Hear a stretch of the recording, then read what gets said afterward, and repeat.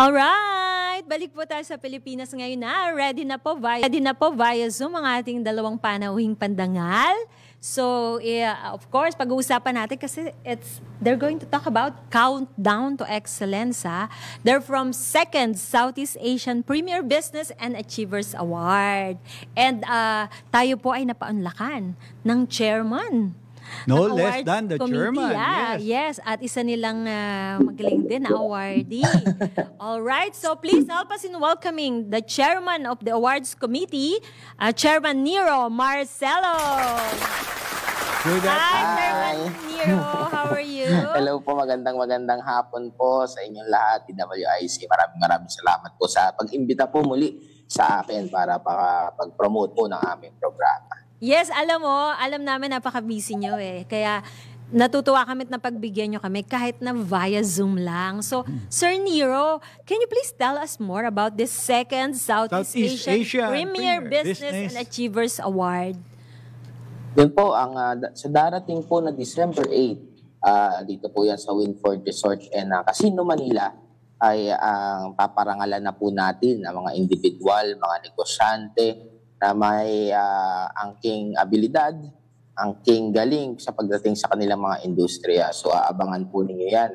Kikilalanin po namin sila sa iba't ibang industriya nila, kategorya nila, sa pagnegosyo, at sa papatakbo ng negosyo, pagdating sa pamalakad sa government. May mga din po kasi tayo, may mga public servant din po tayong mga mabibigyan ng parangal.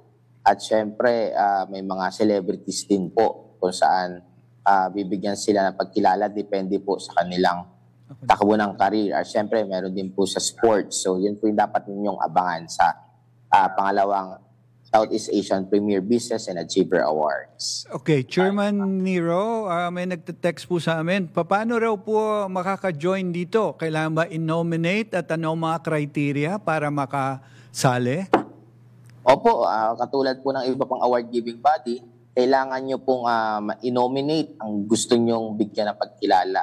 Meron naman po tayong selection committee kung saan pagpipilian po, pagbobotohan, i-research ang inyong mga nomination kung nararapat ba silang bigyan ng pagkilala base sa industriya kung saan man sila bahagi. At syempre, dyan po, matagal-tagal pong, kumbaga, simula po January, talagang bukas na po yung nomination natin. And this will be the last week na ating bibigyan ng, kumbaga magsasara na po this week yung nomination dahil in just a few days ay bibigyan na natin sila, awards night na. Bibigyan na natin sila ng trophy, bibigyan sila ng plaque. And sabi ko nga, yun yung pagkakapareho namin. Pero hindi alam ng nakararami. Pagkakaiba po ng award-giving body namin, maiyabang ko lang po, ay katulad po ninyo, ang mga media ay nabibigyan po sila ng channel kung saan po sila magbabahagi ng kanilang success story, kung saan po sila pwedeng mag-guest, makapag-promote. Yan po yung mga kakampi po natin dito sa award-giving body na to ay ang mga media. Kaya maraming salamat po sa inyong dalawa, sa inyong pong network, sa tiwala po sa amin na maibahagi yung mga success story nila sa ating mga Pilipino. Nakakatuwa po itong award-giving body nyo po kasi all-inclusive siya, no? Lahat halos ng sektor ng ating bansa ay nakikilala ang mga natatangi at magagaling, di ba? Karapat-dapat, respetable at praiseworthy na awardees. At mukhang meron po ninyo yun. Opo. Ay, because po kayo chairman ng awards committee, buti po yan, inclusive talaga, hindi limitado, no? So lahat merong pagkakataon kahit nasa ang industriya sila. I think meron po kayong kasama na awardee po ba today? Actually, opo, nakita ko po na meron po tayong kasama ngayon sa Zoom. Kung kasama po, kung nasa Zoom na po siya, pakilala na rin po natin. Huwag po kayong aalis, Chairman, para dalawa kayo sabay. So, kung nasa Zoom na po, ang isa pa nating panauhing pandangal, siya po ay isang awardee din sa 2nd Southeast Asian Premier Business and Achievers Award. Isa po siyang head ng Muslim community at at magaling na public servant. So please help us in welcoming Honorable Saleha Pangarungan Sakar. Assalamualaikum, Honorable Saleha. Waalaikumsalam warahmatullahi ta'ala wabarakatuh. Ayan, ang alam ko lang po, Assalamualaikum. Sukran. Anyway, Madam Saleha, can you please tell us about your award and how you feel being bestowed with this prestigious second Southeast Asian Premier Business and Achievers Award? Yes. Bismillahirrahmanirrahim. Nais ko pong batiin ang lahat ng ating manunood, pagsubaybay in all the platform. Assalamualaikum warahmatullahi ta'ala wabarakatuhu po sa lahat. First of all, ako'y nagagalak being one of the awardee ng second Southeast Asian Premier Business and Achievers Award. Although I have been recognized sa international, pero ako'y lubusang taos-pusang nagpapasalamat, especially sa ating mga organizers and under this body. Mahalaga po ito ang ating award sa different sectors because with this type of platform or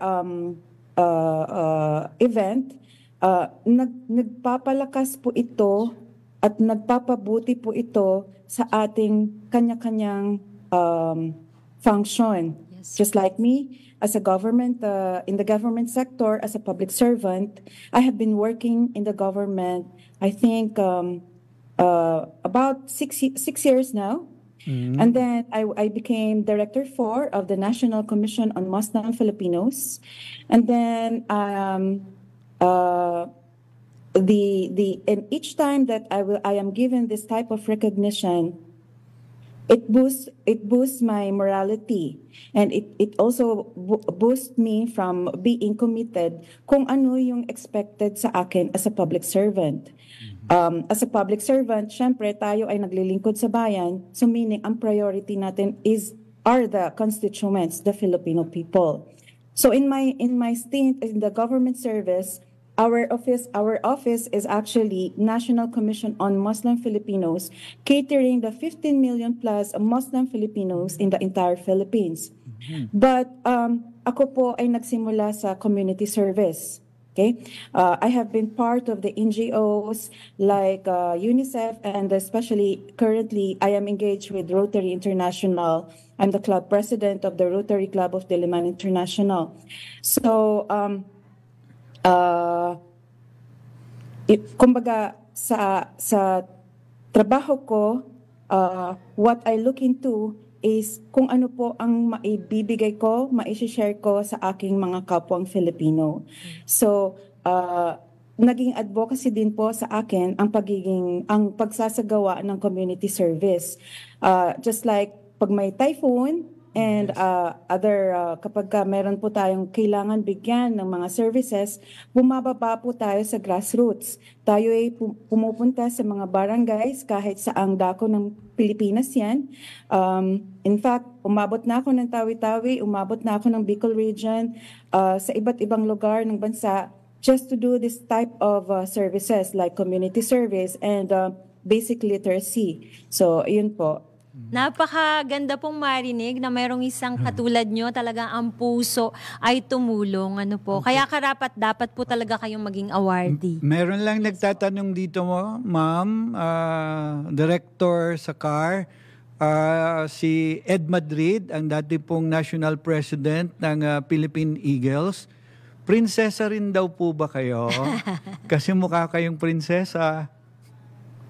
Okay, okay, magandang tanong yan kasi I have been answering questions recently in the media about my work, but that's more on personal. Yeah. So maibahagi ko na rin ang aking origin. Yes. So I am the granddaughter of the Sultan of Lanao, Lanao del Sur.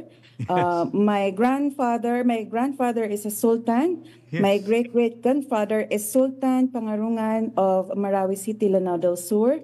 My mother is also a Bayalabi, who is also like a princess in Marawi, Yes. Lanao del Sur, as well as sa mother, sa lola ko, apo din po ako ng Sultan of Marantao in Lanao del Sur. Ayun. So now we can call you Princess Saleha.